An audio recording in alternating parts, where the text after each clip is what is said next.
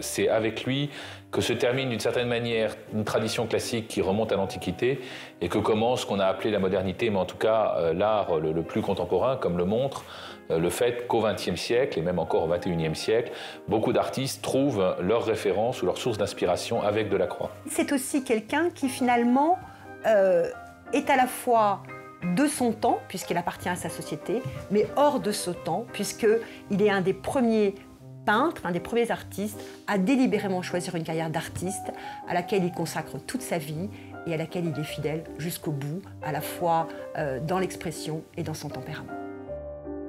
Tout au long de la carrière du peintre romantique Eugène Delacroix, son utilisation expressive de la couleur, des compositions dynamiques et des sujets en mouvement tirés de la littérature et des grands événements historiques ont provoqué l'indignation de ses détracteurs comme les louanges de ses admirateurs. Delacroix exploite sans vergogne ses perceptions et impressions pour nourrir son obsession, peindre la profondeur. Delacroix est considéré de nos jours comme l'un des plus grands artistes français du XIXe siècle. Figure de proue d'un style qui préconise l'usage libre de couleurs vives. Eugène Delacroix est le rival obstiné du peintre néoclassique Jean-Auguste Dominique Ingres, qui défend une approche plus traditionnelle de la peinture. À la frontière entre tradition du passé et modernité, la peinture de Delacroix aura une profonde influence sur les impressionnistes. Les impressionnistes ont aimé Delacroix, et par exemple Monet avait dans sa collection personnelle des aquarelles de Delacroix, ce qu'on ignore généralement, aquarelles qui étaient disposées avec les œuvres que Monet préférait dans sa chambre à Giverny. Mais ceux qui se sont véritablement réclamés de Delacroix, c'est ce qu'on appelle les néo- ou les post-impressionnistes, à commencer par Signac qui avait écrit ce livre fameux d'Eugène Delacroix au néo-impressionnisme.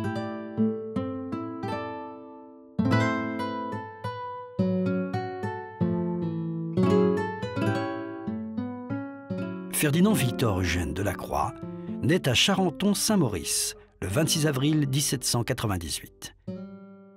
Delacroix est né dans une famille qui était, dirons-nous aujourd'hui, une famille bien introduite. Ce monde était un monde, je dirais, élevé et fortuné également. Le père de Delacroix a été un des premiers préfets de Napoléon et il est mort dans cette position-là. Delacroix était encore assez jeune. Et puis, la mère de Delacroix, qui n'avait, dirons-nous, pas vraiment la fibre administrative, a perdu sa fortune et à la mort de la mère de Delacroix, la famille s'est retrouvée en quelque sorte déclassée.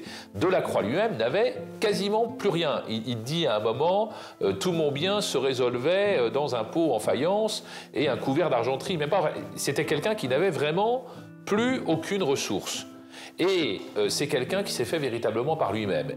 Dès l'âge de 17 ans, il entre comme élève dans l'atelier du peintre Pierre-Narcisse Guérin et débute une carrière féconde.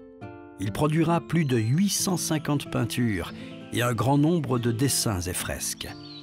Formé dans le respect du style néoclassique, il reste néanmoins influencé par le style opulent et plus coloré des grands maîtres du passé. C'est quelqu'un qui est bien sûr à la fois de son temps et qui privilégie l'artiste, dans un sens romantique du terme, l'artiste au cœur de son œuvre, l'artiste démiurge de son œuvre, mais c'est aussi quelqu'un qui est pétri de culture classique, à la fois de manière picturale. Il regarde Michel-Ange, il regarde Rubens, il regarde les Vénitiens, il regarde aussi Poussin ou Le Sueur, donc c'est plutôt un peu à contre-emploi par rapport à ce qu'on pense de Delacroix. Et c'est finalement un artiste qui, toute sa vie, a été toujours en tension entre cet héritage classique et le désir de le renouveler. Figure de l'artiste accompli, Delacroix expérimente tous les outils, aquarelle, pastel, huile, et se montre particulièrement habile dans l'art de la lithographie, nouveau procédé graphique très en vogue chez les romantiques. Ses contemporains en ont fait, et je pense à bon droit, l'un des représentants les plus éminents, et en tout cas l'un des chefs de file les plus importants du romantisme, qui est une catégorie elle-même assez difficile à définir. Mais Delacroix disait de lui qu'il n'était pas un romantique, qu'il était un pur classique. Écrivain talentueux, il consigne ses concepts créatifs, idées et opinions dans son journal. Remarquable et précieux témoignage qui renseigne sur l'homme et son temps, ce journal aura une influence certaine sur la littérature française. son inspiration artistique vient principalement des événements historiques contemporains ou de la littérature. Il surprend par la diversité des sujets traités. De somptueux bouquets de fleurs, des saints, des révolutionnaires, des guerriers, des déesses mythiques et autres scènes de chasses arabes où on peut admirer des tigres féroces. Les œuvres de la maturité révèlent une intensité spirituelle qui se rapproche davantage de la réflexion personnelle et du recueillement que du récit qui caractérise ses commandes publiques. L'accomplissement du maître s'effectue d'une part dans la violence qui se dégage de ses représentations animales et d'autre part dans le calme méditatif de certaines allégories littéraires et historiques. Delacroix reste sans doute l'un des plus grands peintres d'animaux, avec une préférence pour les grands fauves et les chevaux. Même ses esquisses rapides témoignent de cette passion. Delacroix voyage peu hors des frontières françaises, chose étonnante au regard de la place de choix qu'il fait aux thèmes orientaux dans son œuvre. Il se rend en Afrique du Nord une seule fois, en 1832. Il accompagne alors un commissaire français en mission diplomatique de 5 mois et visite avec lui le Maroc et l'Algérie. Louis-Philippe a décidé d'envoyer une ambassade auprès du sultan du Maroc pour qu'on puisse régler les frictions qui étaient apparues à l'occasion de ces premières années de présence française en Algérie. Un diplomate avait été choisi pour partir au Maroc qui s'appelait le comte de Mornay. Mornay était quelqu'un de très mondain, qui était un peu inquiet à l'idée d'aller passer plusieurs mois, en fait la mission a duré 6 mois, dans un pays inconnu, et il a eu l'idée, finalement pas si saugrenue que ça, de s'adjoindre un artiste. L'accompagnateur qui avait été initialement choisi était le peintre Isabey. Et puis finalement Isabey ne peut pas partir, et par l'entremise de la maîtresse de Mornay, qui est l'actrice Mademoiselle Saint-Marc, il a le lien est fait, et c'est Delacroix qui part. Et Delacroix, il ne faut pas se méprendre, c'est pas un grand voyageur, c'est plutôt un casanier. Donc à ce moment-là, en 1932, il est jeune, il a 34 ans, mais malgré tout, c'est pas quelqu'un qui voyage beaucoup. Donc ce voyage a été, à ce moment-là, et ensuite tout au long de sa vie, le grand voyage de sa vie. Il n'en a pas tellement fait d'autres, finalement. Et c'est un voyage assez court, il passe quelques mois seulement en Afrique du Nord, donc en Algérie et au Maroc, dans le contexte de la conquête française.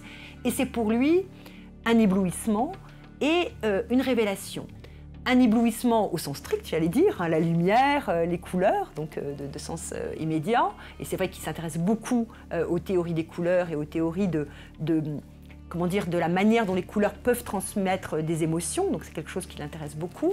Mais c'est aussi une révélation d'un lieu neuf, d'une certaine manière, et d'un lieu qui n'a pas été perverti par la civilisation. Ce voyage nourrit durablement l'œuvre de Delacroix. Il y découvre une lumière et des couleurs qui vont continuer à alimenter son imaginaire. Dans les années suivantes, imprégné de cet univers oriental, il peint des scènes peuplées par les Arabes qu'il a rencontrés, les chevaux et les costumes qu'il n'oubliera jamais.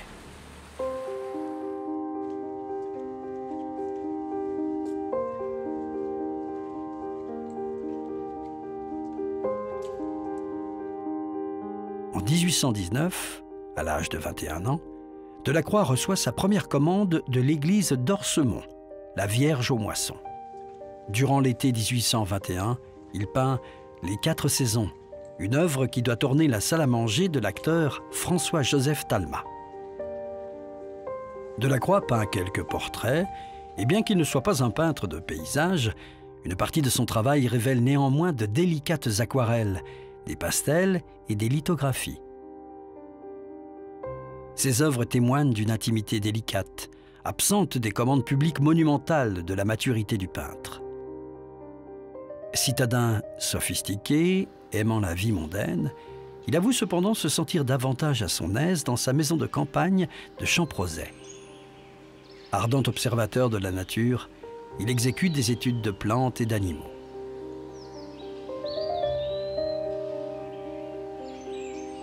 Delacroix insiste pour que l'artiste puisse donner libre cours à son imagination, même si cela signifie qu'ils doivent s'éloigner de la vérité scientifique. Élevé dans un milieu laïque, ancré dans les écrits des philosophes des Lumières, Delacroix produit une impressionnante série de tableaux religieux à la fin de sa carrière. Alors qu'il est perçu comme un précurseur de la peinture moderne, il établit pourtant une filiation avec les grands maîtres du passé et demeure extrêmement conservateur dans son propre goût et ses mœurs, exprimant même un vif dégoût pour la modernité. L'ampleur des connaissances de Delacroix transparaît dans le journal qu'il tient parallèlement à ses peintures, témoignage artistique majeur pour les générations à venir. C'est quelqu'un qui a failli avoir une carrière d'écrivain.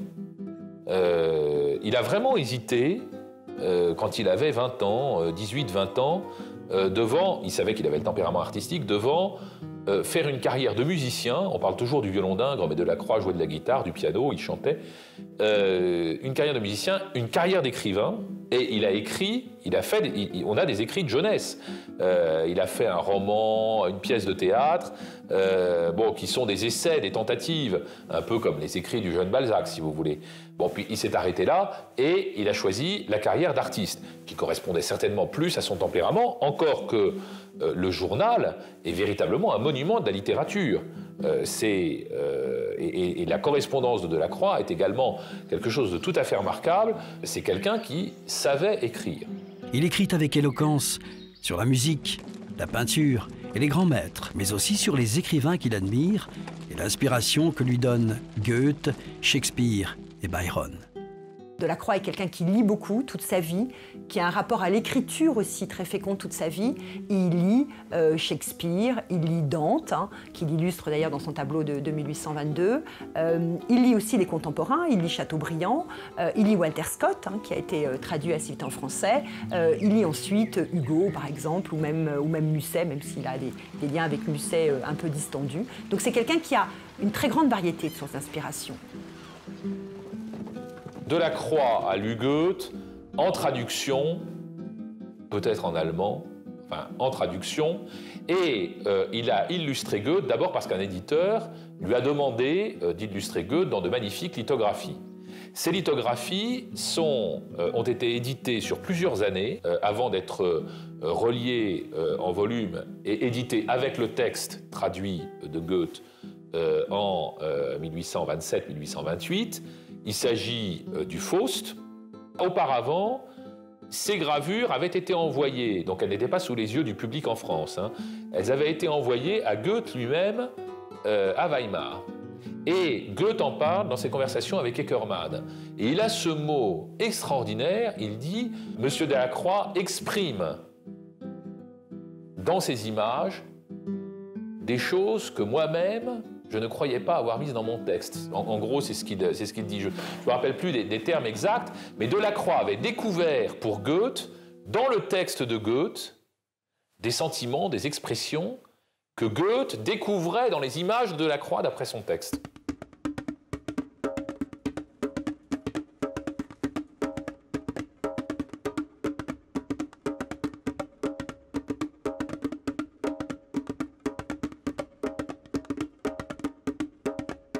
Alors que les peintures de Delacroix, en particulier celles de la fin de sa carrière, véhiculent un esprit de solitude et d'isolement, le peintre jouit d'une vie sociale très active, presque frénétique. Il fréquente l'opéra, le théâtre et privilégie les rencontres avec d'autres artistes, écrivains et musiciens. C'est quelqu'un qui a joué très tôt un rôle important sur la scène publique. C'est quelqu'un qui arrive à une connaissance publique dès 1822, dès son premier salon. Il a tout juste 24 ans. Donc c'est quelqu'un qui devient assez vite un personnage public. Et un personnage public qui est à la fois apprécié par un certain nombre de personnes. Il réunit notamment quand il est jeune homme pas mal de monde autour de lui, que ce soit à la fois des peintres, mais aussi des musiciens, des poètes. Et c'est quelqu'un aussi qui, tout en appartenant à la société de son temps, et notamment à la société culturelle de son temps, c'est aussi quelqu'un qui est toujours un peu en retrait. C'est quelqu'un qui n'est pas d'un abord facile, qui a certainement un jugement parfois un peu sévère par rapport aux autres, qui marque une certaine distance par rapport aux autres, qui dit n'être pas content de son physique, mais en même temps est toujours très élégant, toujours très bien habillé. C'est un peu la figure du dandy, d'une certaine manière, à la Baudelaire. À partir des années 1840, Delacroix passe plus de temps à la campagne et au bord de la mer, dans sa maison de Champrosay en Normandie, ou avec des amis à Nohant, où il peint des paysages. Séduit par la beauté des jardins, Delacroix consacre les années 1848 et 49 presque exclusivement à peindre des séries de fleurs. En 1855, le Second Empire fait au maître le grand honneur d'une rétrospective complète de ses œuvres dans le pavillon des arts de l'Exposition universelle à Paris. Grand rival de Delacroix, Ingres obtient un espace de taille égale, fixant ainsi le cadre pour une confrontation et une comparaison directe des œuvres des deux artistes. À l'Exposition universelle de 1855 à Paris, il y avait une exposition des Beaux-Arts et le gouvernement impérial avait singularisé 4 artistes français, vivants, auxquels était dévolue une exposition particulière au milieu du salon de 1855. Et parmi ces 4 artistes, il y en avait 2, Ingres et Delacroix. Et les contemporains ont très bien compris qu'il y avait là 2 tempéraments complètement différents, 2 carrières complètement différentes. D'ailleurs, Ingres bénéficiait d'une salle, certains ont dit d'une chapelle à part, alors que Delacroix était dans le grand salon mélangé un peu aux autres artistes. Et quand on lit la critique contemporaine, tous les critiques font évidemment le parallèle ou l'opposition Ingres-Delacroix. Les plus intelligents pour dire, finalement, ce sont tous 2 de grands artistes qui ont chacun leur mode d'expression et qui représentent tous 2 de grands génies du siècle. Bon, là encore, une petite scène réelle. Delacroix, avant l'ouverture, visite l'exposition et rentre dans la chapelle Ingres, ne dit rien, regarde, s'en va. Et à ce moment-là, Ingres qui dit « Ouvrez les fenêtres, ça sent le soufre ». Les œuvres produites au cours des 15 dernières années de la carrière de Delacroix représentent l'apogée de son style pictural spontané. Les détails sont subordonnés aux effets émotionnels et visuels.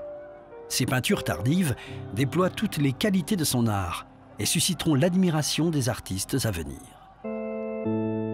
Ces dernières années sont ruinées par une santé défaillante qui le plonge dans une grande solitude. C'est quelqu'un qui se plaint pendant presque une grande partie de sa vie, presque toute sa vie, de difficultés respiratoires, de difficultés effectivement de maux de gorge.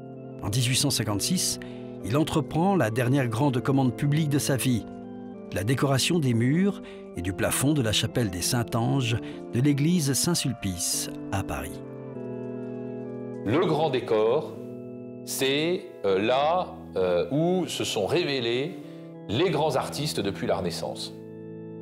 Raphaël, Lebrun, Rubens, Michel-Ange, voilà les géants auxquels il peut véritablement se confronter par ces grands décors. Et ils ont tous leur importance, tous leur singularité. Et Saint-Sulpice, c'est sa dernière grande œuvre. C'est certainement un des plus beaux décors religieux du XIXe siècle, peut-être même un des plus beaux décors religieux tout court, faut dire la vérité, pour lequel il a travaillé sur le programme iconographique lui-même, avec notamment une très belle évocation et interprétation de la lutte entre Jacob et l'ange, qui est un épisode de la Genèse, et qui est un épisode qui voit en fait l'homme, Jacob, au proie avec l'ange, qui est l'incarnation de la divinité. Donc c'est l'enjeu là encore, d'un corps à corps et d'un corps à corps entre la partie humaine et la partie spirituelle. Mais c'est aussi, bien sûr, le corps à corps de l'homme avec sa propre destinée et le corps à corps de l'artiste avec son œuvre propre. Et Maurice Barrès, l'écrivain, a dit plus tard que c'était une sorte de testament spirituel de Delacroix. Et c'est vrai qu'on y voit là tout ce qu'il a habité toute sa vie, c'est-à-dire la volonté de mettre en œuvre une œuvre singulière, une œuvre qui exprime son propre idéal, une œuvre dans laquelle il fasse passer ses propres émotions, et ce à quoi il réussit magistralement dans ce Jacob et l'ange. Sa maladie rend pénible le travail sur les échafaudages. Delacroix continue pourtant à travailler sans relâche. Il s'installe à proximité de l'église dans un appartement qui accueille aujourd'hui le musée Delacroix. C'est un lieu dans lequel il se tient un peu à distance du monde, dans lequel il vit seul avec sa gouvernante, Eugénie Le Guillou, qui est à son service depuis environ 1835, donc ils se connaissent bien, elle lui permet d'éviter tous les enjeux du quotidien, c'est-à-dire qu'elle assure tout le quotidien pour lui, et c'est vrai qu'il est plutôt en retrait. C'est un homme d'ailleurs que les autres n'osent pas trop approcher. Il y a une jolie anecdote du jeune Odilon Redon, le peintre Odilon Redon, qui l'ayant croisé, le note dans son journal, mais en disant qu'il n'aurait jamais osé l'approcher, tellement il lui semblait être une figure tutélaire qu'on ne pouvait pas aborder.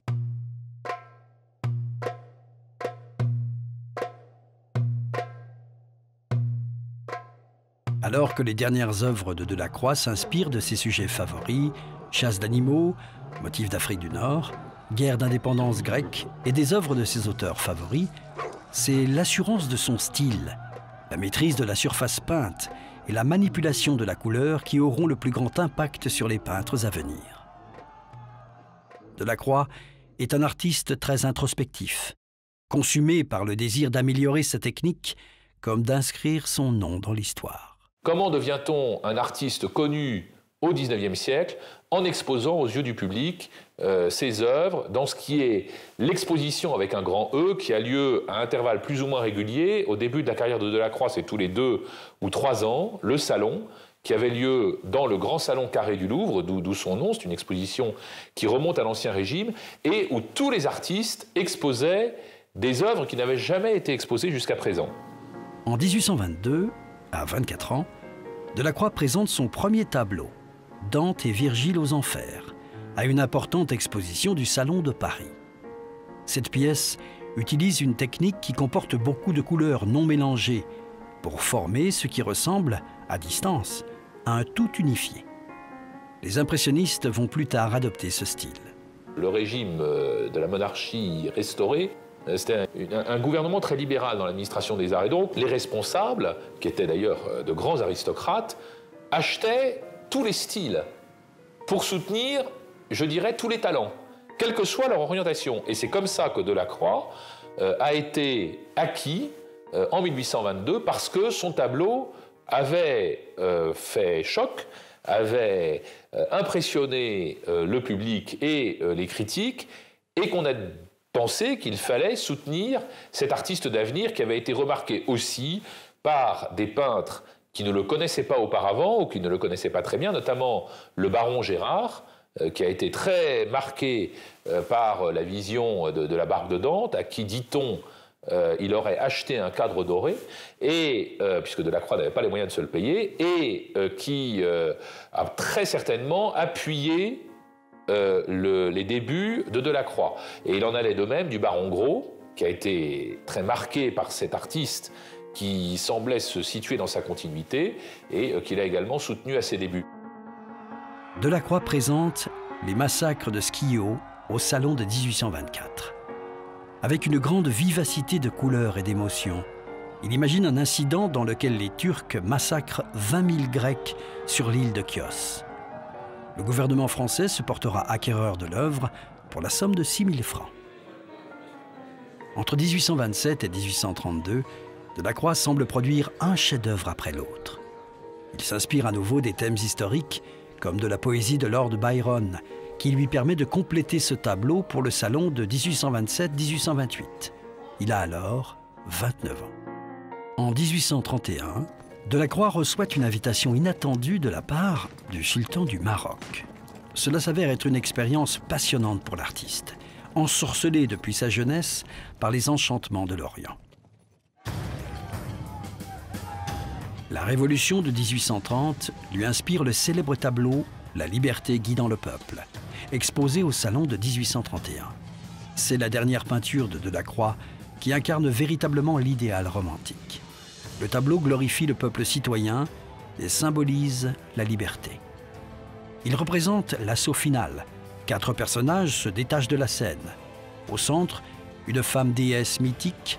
L'homme au béret porte la cocarde blanche des monarchistes. Celui agenouillé, qui porte le chapeau haut de forme, est un bourgeois. Enfin, l'homme au foulard est un paysan, avec sa blouse bleue et sa ceinture de flanelle rouge. Delacroix est d'abord un des premiers à s'emparer ainsi de l'histoire contemporaine. Ça n'est pas le premier. David l'a fait avant lui, avec le serment du jeu de paume, une 50aine d'années auparavant. Mais ces œuvres représentant l'histoire contemporaine, l'événement contemporain, sont tout de même relativement rares à l'époque. Et dans l'œuvre de Delacroix en a fait quelques-unes, pas beaucoup, d'ailleurs généralement plutôt au début de sa carrière. Les massacres de Sion en sont une, et La liberté guidant le peuple en est une autre. Et de surcroît, La liberté guidant le peuple, et c'est ça qui fait la force de ce tableau, est à la fois une allégorie et la représentation d'une barricade.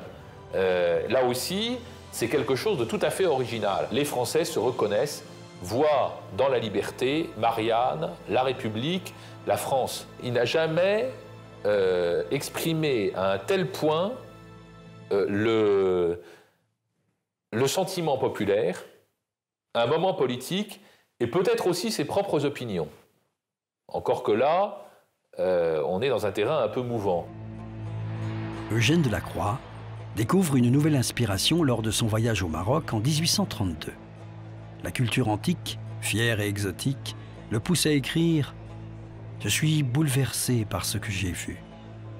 Ce voyage développe son goût pour les scènes exotiques et les paysages sauvages.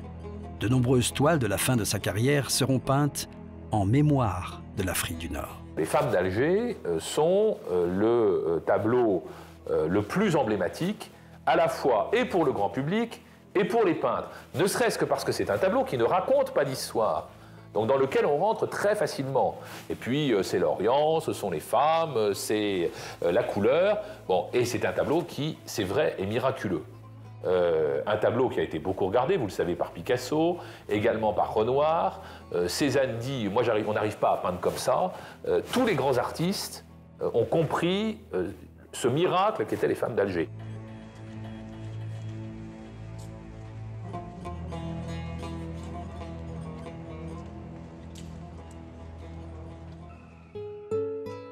Le peintre a 35 ans en 1833, lorsqu'il réalise une série de peintures murales pour la chambre du roi Louis-Philippe au Palais Bourbon.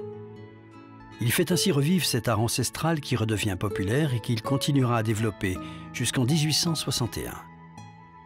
Ces peintures murales monumentales sont réalisées sur plusieurs années et impliquent de passer de longues heures sur des échafaudages inconfortables, à la merci d'incessants courants d'air.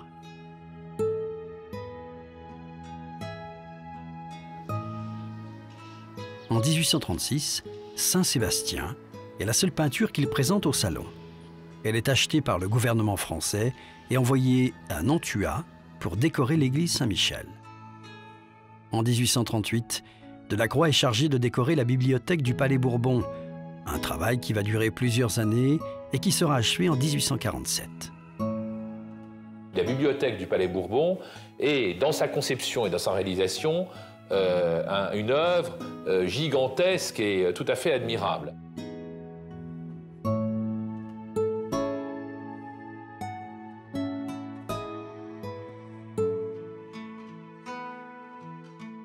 La coupole de la bibliothèque du Sénat est aussi quelque chose de tout à fait admirable dans la pensée qui y précède, parce que Delacroix a choisi le sujet.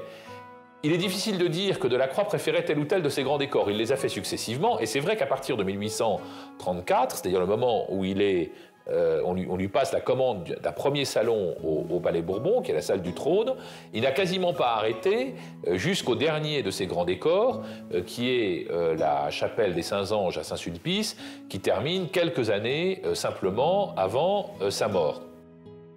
Je pense, c'est mon interprétation personnelle, que le décor qui l'a le plus retenu, parce que c'était celui qui le mettait le plus en relation avec ses grands prédécesseurs, c'est le décor de la galerie d'Apollon au Louvre. Apollon, vainqueur du serpent Python. Il le dit dans une de ses lettres, il dit je mets le pied à un endroit où a peint le brun, et ça n'est pas le plus facile. De surcroît, Delacroix était quelqu'un de très intelligent, très fin, et qui ne disait pas toujours les choses. De surcroît, moi je ne peux pas m'empêcher de penser que la galerie d'Apollon est à 3 salles du plafond d'Ingres, l'apothéose d'Homère, et qu'il a voulu montrer que lui était un meilleur plafonnier qu'Ingres.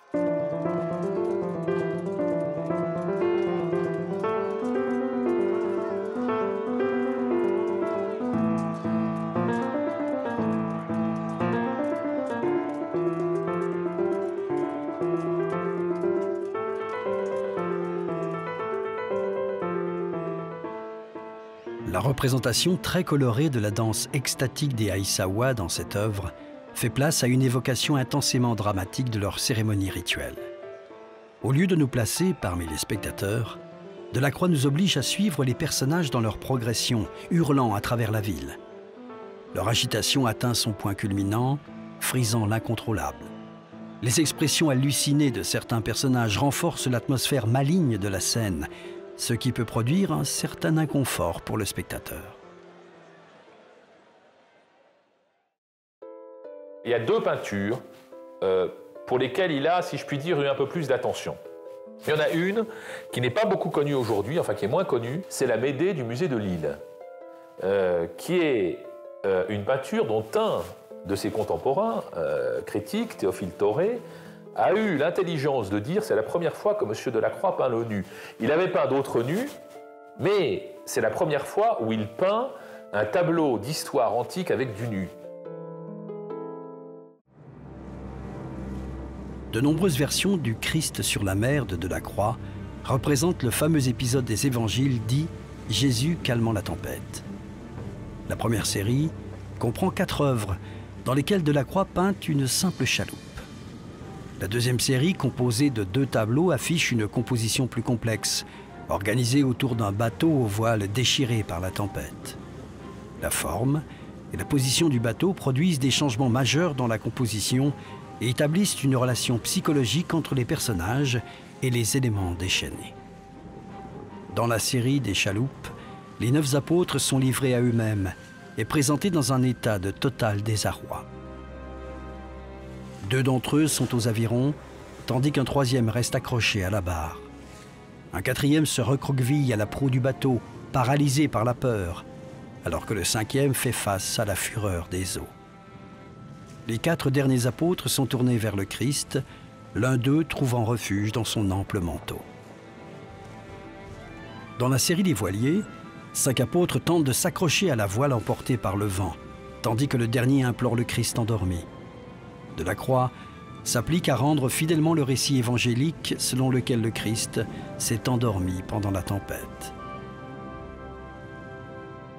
C'est un sujet qui a été traité de nombreuses fois par d'autres peintres, à commencer par Rembrandt, et Delacroix, là, se confronte à une tradition iconographique qu'il renouvelle et qu'il poursuit en même temps.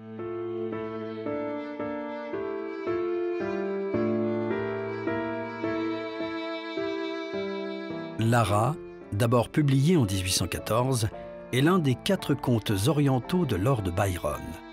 Il inspire Delacroix à 2 reprises.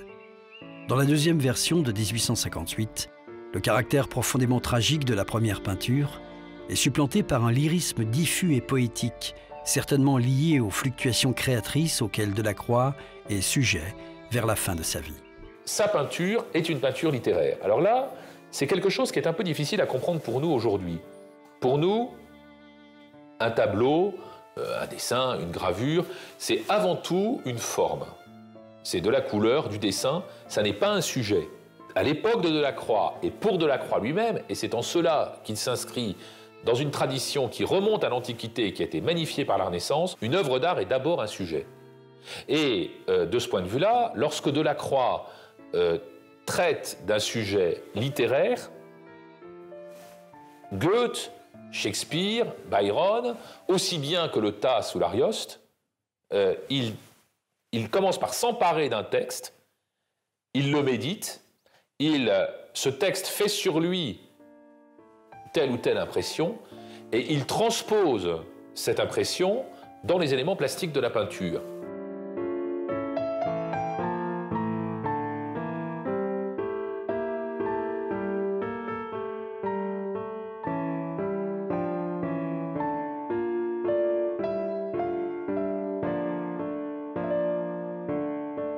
Cette pièce révèle un univers pictural parfaitement traditionnel avec un décor se posant en digne héritier des natures mortes du XVIIe et XVIIIe siècle. Dans ce travail, Delacroix dispose un vase plein de fleurs sur une console richement sculptée, dans un intérieur bourgeois, orné de boiseries, où trônent un miroir et un rideau somptueux. Sur l'opulente console, il met en scène un morceau de tissu blanc et un collier de perles, 2 accessoires qui évoquent subtilement la vie de la haute société. Renonçant à toute description pittoresque du paysage et à la possibilité de présenter un félin avec un autre animal, Delacroix se concentre sur le lion, sur les nuances subtiles de sa crinière, allant du blanc au brun clair et foncé. La surface riche et le traitement sans effort du corps du grand fauve place cette œuvre parmi les plus remarquables de sa série des animaux. Au Maroc, je ne crois pas qu'il peint tant d'animaux que cela précisément. Les animaux, en fait, il les voit beaucoup à la jardinerie du roi, au jardin des plantes, et notamment les fauves. Hein. Il y a un grand intérêt pour le fauve chez Delacroix. Intérêt pour le fauve, il ne faut jamais se tromper, qui est aussi un intérêt pictural, c'est-à-dire le fauve l'intéresse aussi en lien avec Rubens, par exemple. Hein. C'est aussi parce qu'il a en tête les chasses au lion de Rubens qu'il s'intéresse à cela. Dans cette œuvre, les regards des 2 personnages, leurs bras entrelacés, nous révèlent un conflit mortel. Lourdes et menaçantes, les mains du père de Desdémone semblent prêtes à écraser la femme agenouillée. Cette dernière tente vainement de ses mains blanches et fines de conjurer la terrible malédiction. L'austérité et la sévérité de l'arrière-plan augmentent la puissance émotive de la scène. La composition de cette œuvre est animée, complexe et plus horizontale que sa représentation antérieure. Delacroix ajoute quelques bâtiments sur le côté droit, accentuant ainsi la profondeur de l'œuvre. La vue de Constantinople se déploie en détail, occupant toute la partie supérieure du tableau.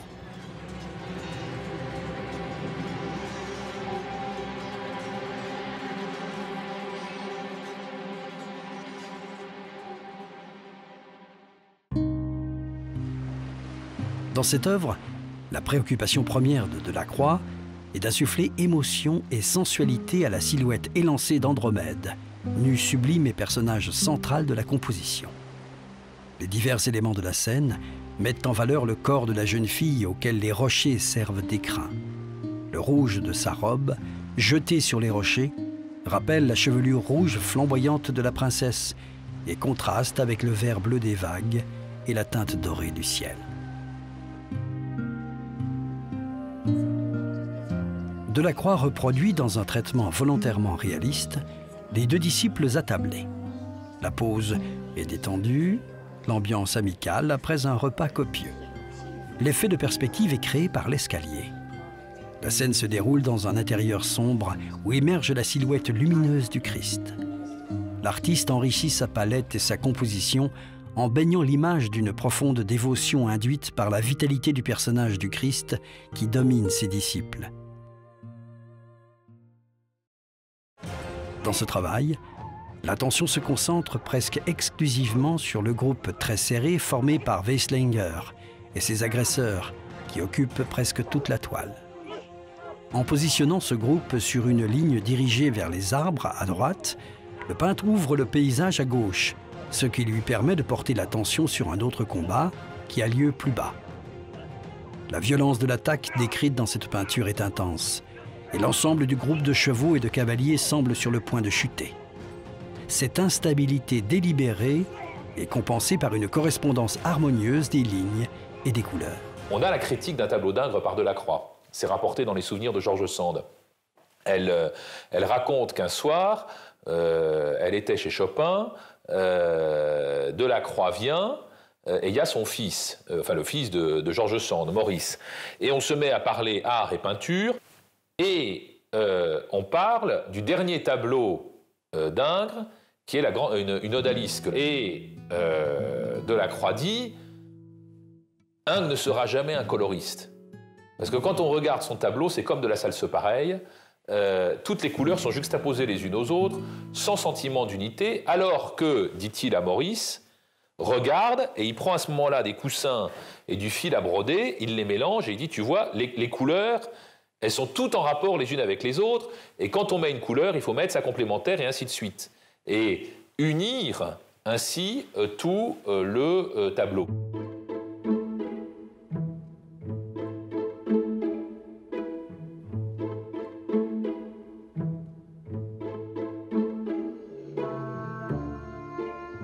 Ce tableau comprend deux thèmes très populaires, Grand Fauve et scène de vie orientale. Delacroix construit habilement les 3 plans principaux de la peinture. Au premier plan, dans la pénombre, les Arabes à l'affût. Au second plan, fortement éclairé, un ruisseau qui coule à travers des rochers nous conduit à découvrir le lion trônant au pied d'un relief accidenté. À l'arrière-plan, on distingue une vallée et une chaîne de montagnes. Dans la brume, une rivière serpente à travers une nature sauvage et luxuriante. La construction du paysage contribue alors autant à la réussite de cette œuvre que le drame qui se joue en son sein. Delacroix apporte ici un soin particulier à chaque détail. La transparence de l'eau, les taches de lumière filtrant à travers le feuillage, le raffinement des couleurs et les poses lascives des femmes, tout contribue à donner un effet exquis et chatoyant au tableau. La beauté paisible de la scène interpelle immédiatement l'observateur. Avançant lentement au sein de l'immense paysage, chaque personnage semble perdu dans une rêverie qui ne peut être dérangée. Grâce à la magie de son pinceau, Delacroix, encore une fois, transforme un sujet de genre en une évocation qui semble intemporelle.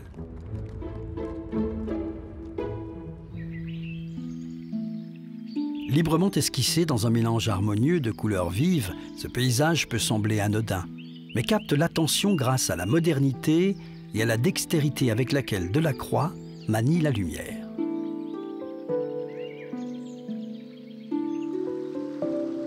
Delacroix a dessiné toute sa vie, tous les jours. Il faisait en quelque sorte ses gammes. Et le grand public a ignoré ses dessins. Il ne les montrait pas. Ils ont été révélés à sa mort. Les milliers de dessins, on estime qu'il y en a à peu près 6000, un peu plus peut-être, qu'il conservait dans son atelier, ont été dispersés en vente publique en 1864. Un an après sa mort, ça a été une révélation. Oui, Delacroix était un grand dessinateur. Tout ce public qui avait été imbibé de l'idée que Ingres, c'était le dessin, Delacroix la couleur, et que donc que Delacroix ne savait pas dessiner, ont découvert un Delacroix extraordinaire du point de vue de l'expression dessinée.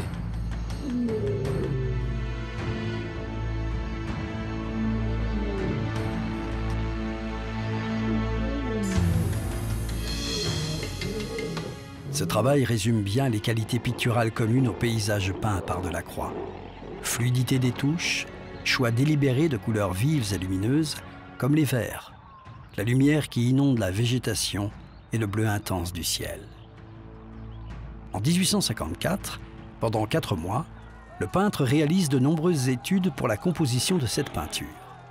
Cette œuvre représente l'une des premières étapes de la tentative de Delacroix pour définir la composition et placer les axes essentiels du mouvement d'ensemble.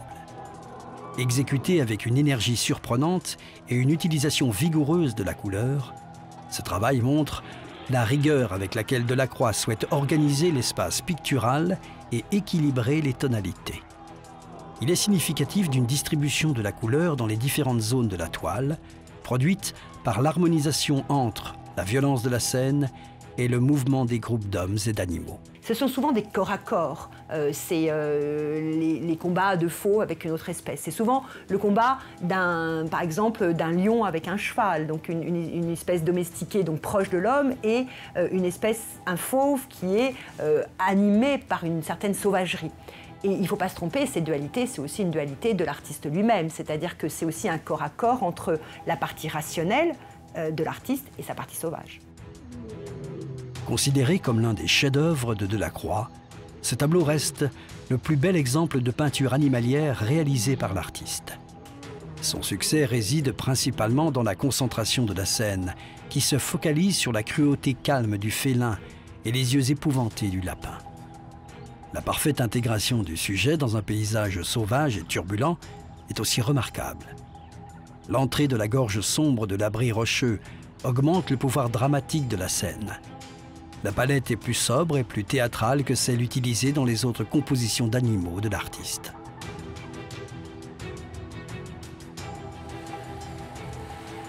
Le format vertical concentre la composition sur l'infortuné couple, chaque personnage remplissant presque toute la toile et se détachant sur un fond rocheux, finement dessiné, qui laisse place à un ciel délicatement transparent et lumineux. Le rocher, et le clapotis des vagues sur le rivage sont dépeints avec des touches souples, particulièrement bien adaptées pour améliorer les contrastes entre couleurs chaudes et couleurs froides. Le groupe d'hommes en armes, dont les silhouettes ensoleillées peuvent être vues dans le fond à gauche, renforce l'aspect tragique et l'impact émotionnel de la scène. Delacroix, c'est quelqu'un qui n'est pas aussi calme et pondéré qu'on peut le laisser penser. C'est aussi un peintre, comme l'a dit Baudelaire et comme l'a repris ensuite Cézanne, de la terribilità. C'est quelqu'un qui a regardé Michel-Ange, qui a lu Byron, qui a lu Dante. Et il y a quelque chose toujours aussi de la tension. C'est quelqu'un qui peint des viols, qui peint des enlèvements, qui peint des duretés. C'est quelqu'un qui sait aussi laisser affleurer des formes de tourment.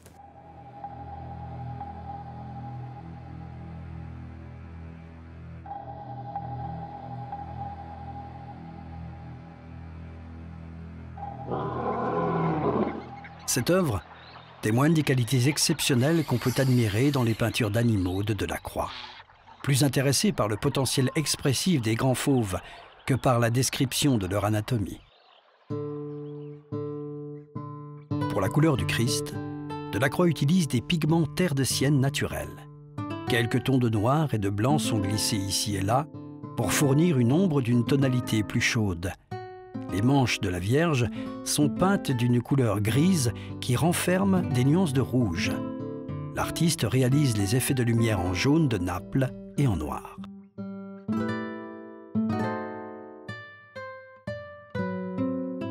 Afin de saisir les différentes réactions des sites, le peintre place plusieurs groupes de personnages au premier plan. Au second plan, deux hommes, l'un à cheval et l'autre à pied, se déplacent vers le poète. Un grand soin est apporté à la mise en place de ces différentes figures, rangées dans une frise habilement équilibrée au devant de la scène. Delacroix s'efforce alors d'obtenir un mélange harmonieux. La mise en scène contribue grandement à l'atmosphère étrange, mais sereinement poétique. Le paysage peut avoir été inspiré par les souvenirs du Maroc. Les montagnes sauvages de l'arrière-plan semblent l'indiquer. Ou il peut avoir été fondé sur l'un des paysages illustrant les récits de voyage de l'artiste dans l'océan Pacifique. Delacroix néglige les détails au profit d'éléments qu'il considère comme essentiels. Ici, il souligne les trois personnages qui, par eux-mêmes, symbolisent la tragédie qui vient de se produire. Le geste de tendre compassion de la femme qui approche le corps désarticulé du saint fait écho à celui de l'autre figure féminine qui efface les taches de sang de la lapidation. Cette peinture symbolise la douleur, et c'est dans la tragédie du mouvement et de la couleur que le peintre se livre entièrement à la pitié.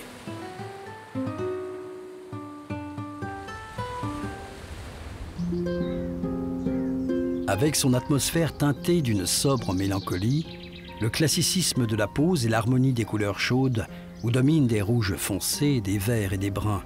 Cette toile compte parmi les œuvres les plus raffinées que Delacroix produit dans sa dernière année.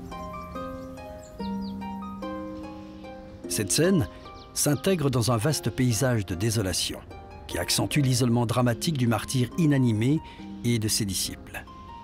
Delacroix préfère présenter le groupe dans une figuration frontale, rappelant l'image des rites funéraires d'enterrement des guerriers qu'on retrouve dans les bas-reliefs antiques.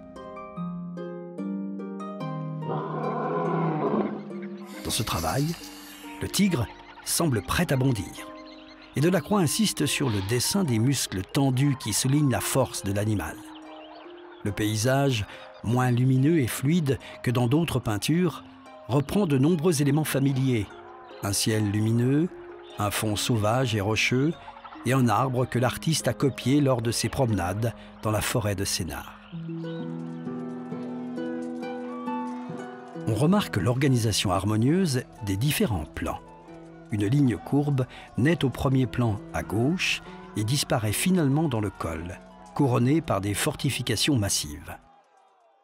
Les gravures et les lithographies de Delacroix étaient très admirées, pas de son temps, elles se sont toujours très mal vendues, mais d'une petite élite d'amateurs, mais surtout après sa mort et dans la seconde moitié du siècle, où les grands graveurs comme Degas ou comme Manet ont toujours considéré Delacroix comme un modèle.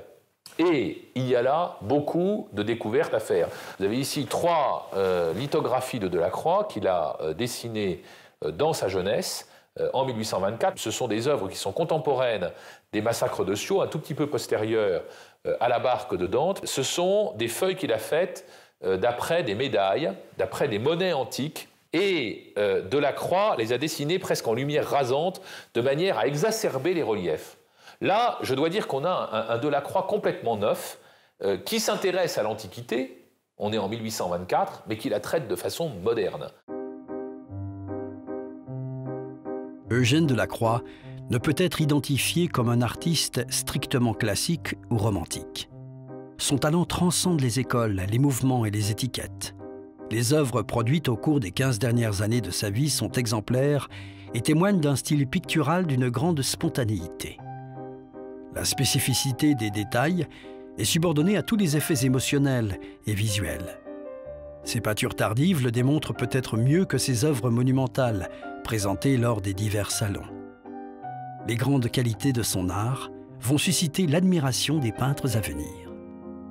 Delacroix laisse un énorme héritage culturel d'une certaine manière. Il est un des artistes par rapport auxquels tous les autres artistes depuis ont fait référence. À la fois, bien évidemment, par rapport à sa peinture, parce que c'est vrai que c'est quelqu'un qui a un talent immense et qui a su traiter tous les genres, hein. Peintre d'histoire, peintre religieux, peintre de nus, peintre de fleurs, qui a su aussi mettre en œuvre des inspirations différentes, à la fois littéraires, picturales ou musicales, donc par rapport à son œuvre propre, mais aussi, sans doute, par rapport à sa posture en tant qu'artiste. Parce que c'est quelqu'un qui, il l'écrit d'ailleurs, c'est quelqu'un qui privilégie l'idéal qu'il porte en lui et qui dit que la qualité du grand artiste, c'est d'être fidèle à l'idéal qu'il a en lui-même. Et donc c'est quelqu'un qui a, d'une certaine manière, érigé en modèle la fidélité de l'artiste à ses propres choix, à son propre tempérament. Vers la fin de sa vie, il se retire de l'agitation mondaine pour se consacrer uniquement à son travail. Il meurt le 13 août 1863 à Paris. Son appartement est alors transformé en un musée à sa mémoire.